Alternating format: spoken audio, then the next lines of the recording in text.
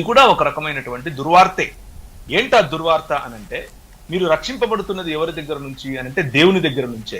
ఎందుకు దేవుని దగ్గర నుంచి రక్షింపబడుతున్నారు అనంటే దేవుడే మిమ్మల్ని చంపాలని చూస్తున్నాడు. ఎందుకు దేవుడు చంపాలని చూస్తున్నాడు అనంటే ఆయన మీ పైన ఉగ్రుడై ఉన్నాడు. ఎందుకు మీ పైన ఉగ్రుడై ఉన్నాడు అనంటే మీరు పాపం చేశారు. మీరు పాపం ఎందుకు చేశారు అనంటే దేవుడే చేయించాడు. దేవుడు ఎందుకు పాపం చేయించాడు అనంటే ఆయనలో ఒక కనిపించే చిత్తం ఉంది, ఇంకో కనిపించని చిత్తం ఉంది.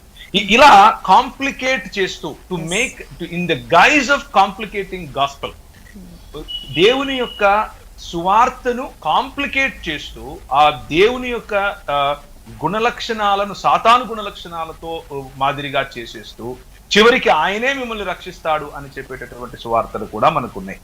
ఇవి దురదృష్టవశాత్తు చాలా పాపులర్ గాను చాలా గొప్పగాను అమెరికా నుంచి ఎక్స్పోర్ట్ అయి ఇండియాకు ఇంపోర్ట్ అయి భారతదేశాన్ని ఇదే నిజమైనటువంటి సువార్త అని చెప్పినటువంటి దాఖలాలు కూడా మనకున్నాయి. కానీ